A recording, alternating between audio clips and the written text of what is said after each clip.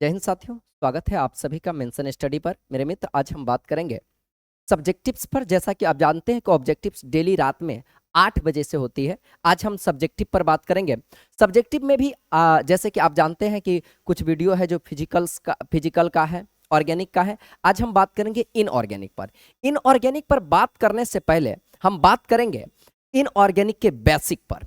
आप क्या पढ़ लीजिएगा, उसके बाद इनऑर्गेनिक आपको अच्छी तरह से समझ में आएगा। ठीक है, इनऑर्गेनिक समझने के लिए सबसे पहले तो हम लोग को आना चाहिए, वो होता है इलेक्ट्रॉनिक कॉन्फ़िगरेशन, इलेक्ट्रॉनिक विन्यास जो है वो आना चाहिए। ठीक है, तो आज हम इलेक्ट्रॉनिक विन्यास पर पहले बात करेंगे। और इलेक्ट्रॉनिक विन्यास भी जो हम लोग पढ़ेंगे वो दो नियम से आप लोग पढ़े होंगे, एक बोर-बड़ी नियम और एक होता अफवाऊ रूल। ठीक है, तो हम लोग अफवाऊ रूल से हम लोग समझेंगे, लेकिन अफवाऊ समझने से पहले बोर-बड़ी भी समझना जरूरी है। ठीक है, तो उस नियम को भी हम लोग क्या करते हैं, समझने का प्रयास करते हैं। ठीक है, चलिए उसको हम समझने से पहले यह जान लेते हैं कि आप जानते हैं कि एटम जो होता है, परमाणु, एटम जिसको हम लोग हिंदी में परमाणु बोलते हैं, परमाणु, ये परमाणु के बारे में थोड़ा हम लोग को जानना होता है। ठीक है, कि परमाणु होता क्या है। ठीक है, सबसे पहले आदमी लोग का मानना था कि जब शुरू शुरू में लोग पदार्थ के बारे में अध्ययन करना चालू किया, तो उन लोगों का मानना था कि ये पदार्थ जो होता है ना, वो परत जैसन होता है। जैसे प्याजवा का परत होता है ना, प्याज को आप खोलते जाइए खोलते जाइए खोलते जाइए, प्याजवा खत्म हो जाएगा। ठीक उसी तरह से बोला कि हर एक पदार्थ जो होता है वो परतीय होता है, परत दर परत होता है। और वो परतवा को खत्म कर दीजिएगा, खत्म करते जाइए खत्म करते जाइए, एक समय के बाद पदार्थ खत्म हो जाएगा। लेकिन बहुत मान्यता रहा पदार्थ के बारे में।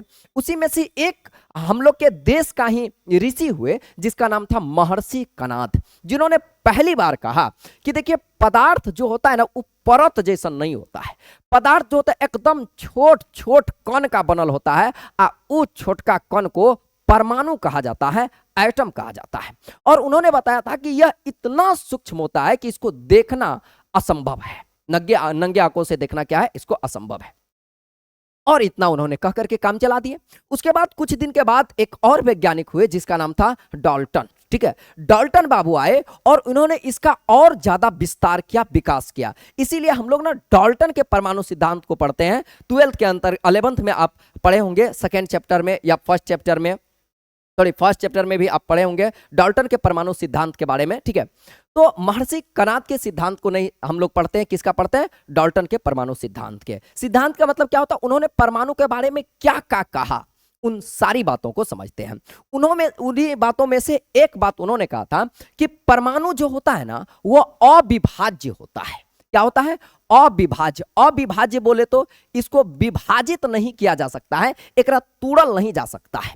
और इन्होंने ये भी बताया था कि परमाणु गोल होता है। कैसा होता है, गोल। ठीक है, जैसे ऐसे करके या गोलका गोलका मान लिए का है, परमाणु है। ठीक है, यह परमाणु जब गोलका परमाणु आपस में जुड़ जाता है तो पदार्थ का निर्माण होता है। जैसे कि आप जानते हैं कि अभी लगन का भी समय आ रहा है, और आप लोग देखबो कीजिएगा, बुनिया नाम का पदार्थ पाया जाता है भोज में, गांव में चलता है बुनिया। ठीक है, तो वो बुनिमा को बात कीजिएगा ना, तो बुनिया गोल गोल होता है।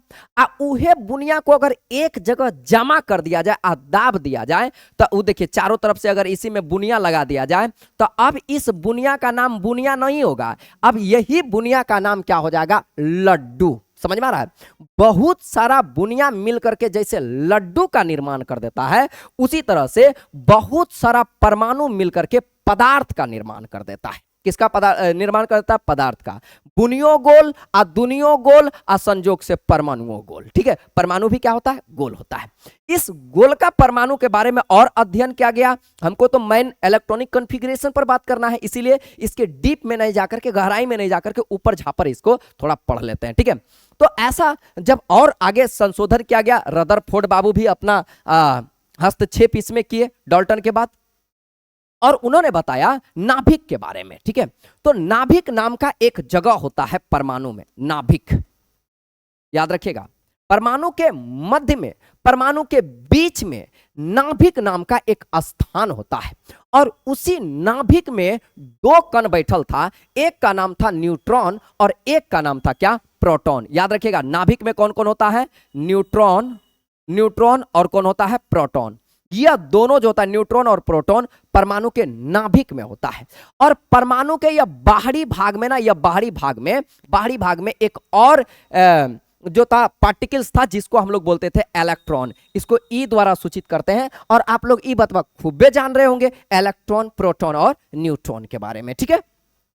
उसके बाद और इसका अध्ययन किया गया और बाद में पता चला क्या कि नाभिक का ना चारों तरफ, जैसे यह नाभिक धनावेशित होता है, ठीक है, आपको हम बता दें कि नाभिक धनावेशित होता है क्योंकि न्यूट्रॉन पर किसी प्रकार का चार्ज नहीं पाया जाता है, जबकि प्रोटॉन प्लस होता है। जब एकरा पर कोनो आवेश नहीं है तो कोनो मतलब नहीं है, लेकिन एकरा पर तो प्लस है, तो ये नाभिक में प्रोटॉन होने के चलते और प्रोटॉन पॉजिटिव होता है, इसीलिए नाभिक को हमेशा प्लस से दिखाते हैं, धनावेशित होता है। नाभिक कैसा होता है? धनावेशित, ठीक है। अच्छा, अगर पूछे कि पूरा परमाणु कैसा होता है तो पूरा परमाणु उदासीन होता है, क्योंकि किसी भी परमाणु में इलेक्ट्रॉन की संख्या और प्रोटॉन की संख्या आपस में बराबर होती है, ठीक है।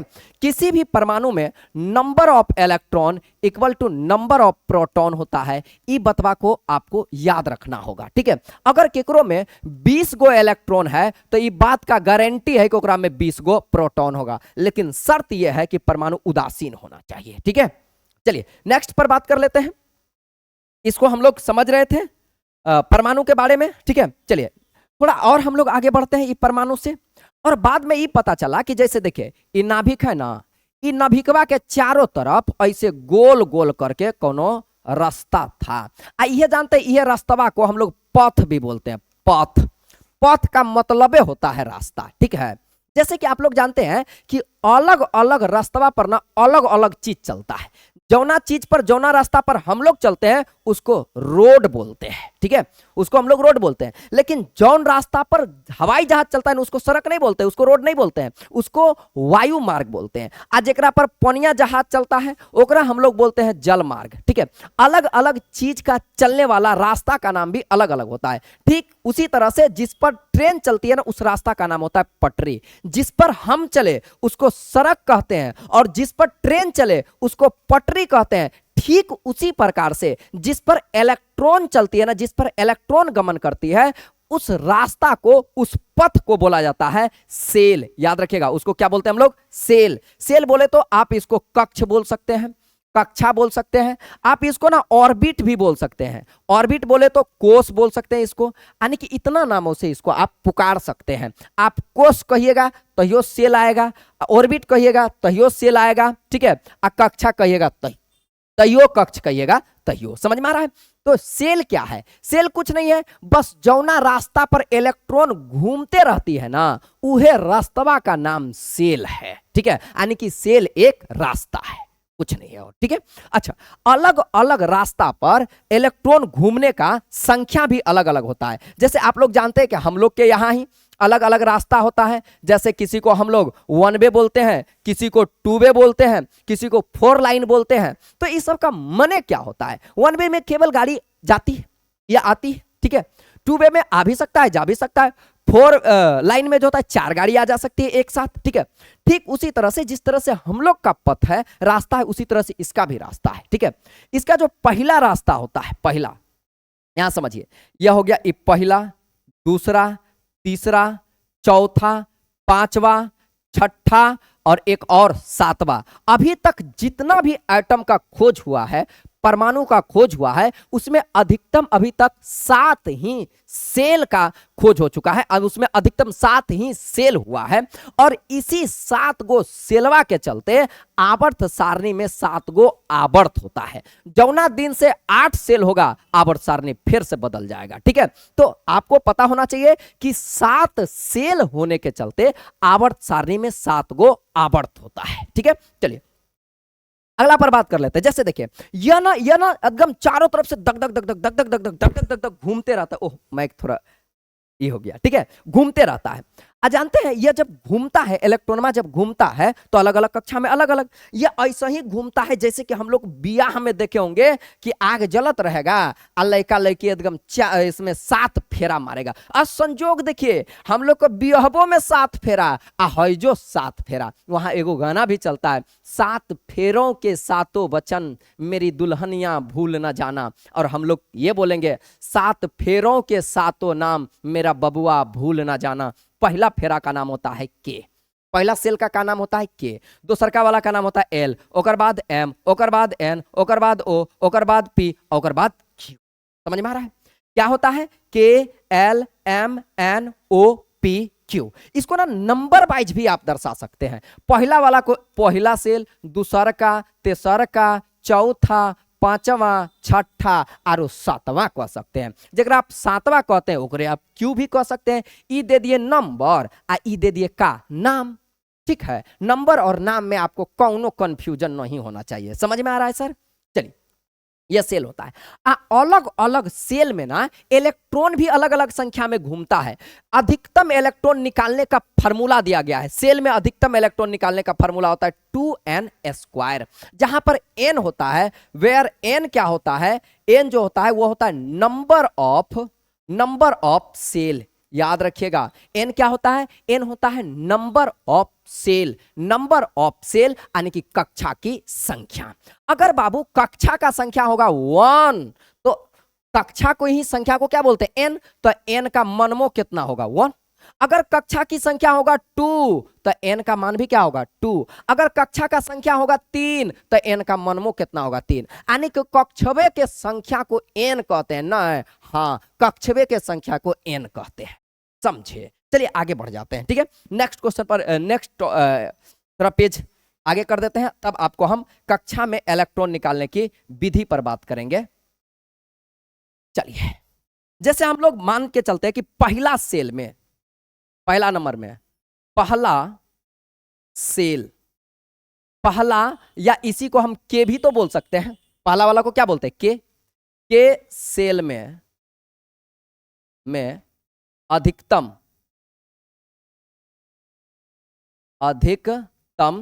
इलेक्ट्रॉन की संख्या।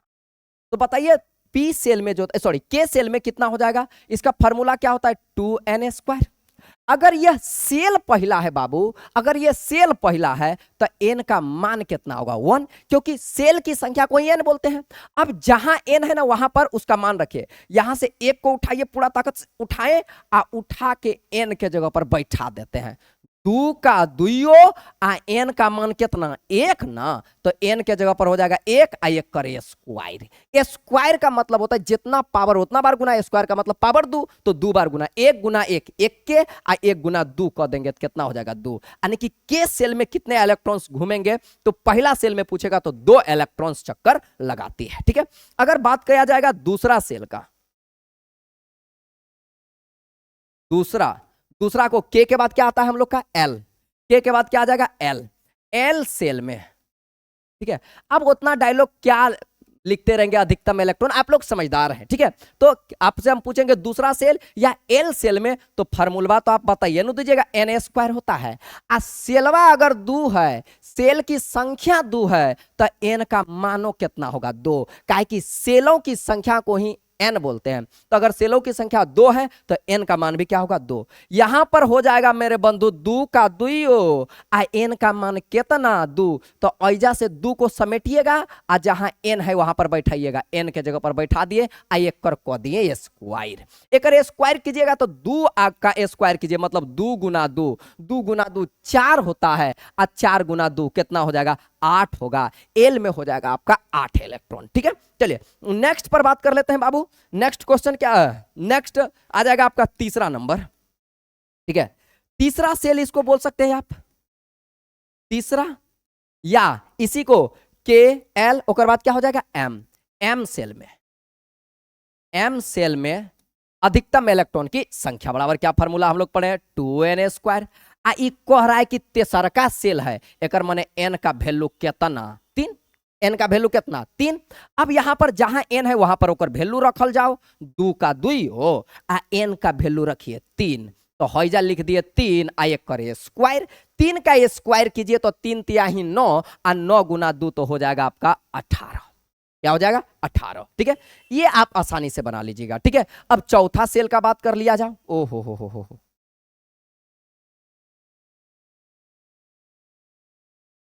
चलिए इस सेल को थोड़ा इधर साइड में लगा देते हैं और चौथा सेल का बात कर लेते हैं। ठीक है, सेल नंबर आपका हो जाएगा चौथा सेल,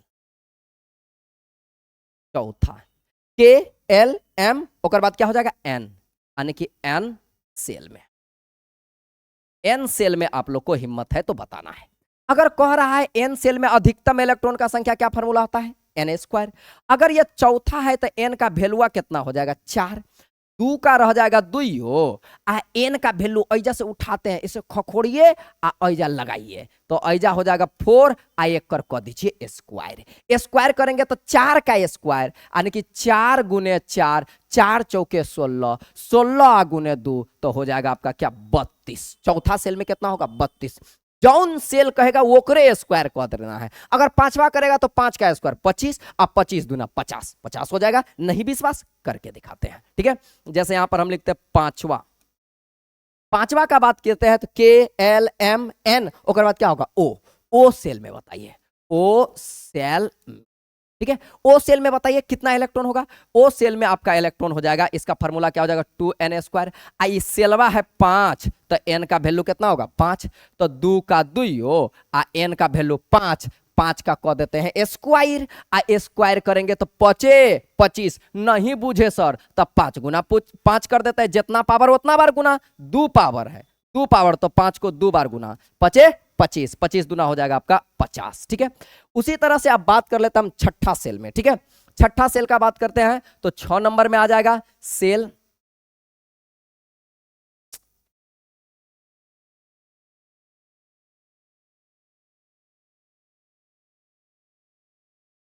छठा नंबर हो जाएगा आपका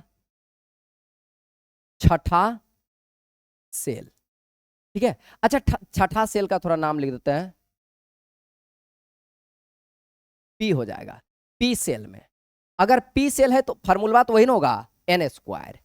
2 का हो जाए एन का मान कितना हो जाएगा, छठा है तो 6, यहां हो जाएगा 2 और 2 आ एन का हो यार, एन का मान कितना हो जाएगा, एन का मान 6, 6 का कर दीजिए स्क्वायर, 6 का स्क्वायर कर दीजिएगा हो जाएगा 36 और 36 दूना 72।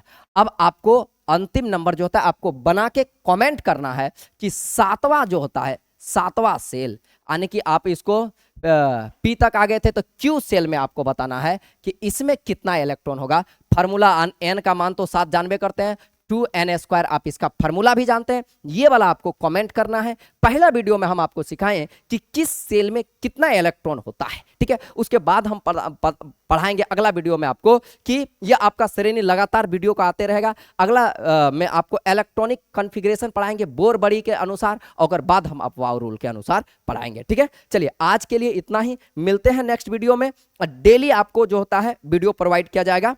ठीक है, सब्जेक्टिव का भी और ऑब्जेक्टिव का भी। ठीक है, सब्जेक्टिव का आपका रिकॉर्डेड रहेगा, जब ऑब्जेक्टिव खत्म हो जाएगा तो वहां पर भी आपका सब्जेक्टिव में भी चलेगा आपका ऑनलाइन, और ऑब्जेक्टिव तो चलता ही है। ठीक है, चलिए लेते हैं विदा, तब तक के लिए आप सभी को, अगर यहां तक आए हैं तो आप सभी को सब्सक्राइब कर लेना है चैनल, थोड़ा लाइक वाइक कर दीजिएगा तो और अच्छा लगेगा। ठीक है, अगर आपको समझ में आया हो तब। ठीक है, चलिए जय हिंद।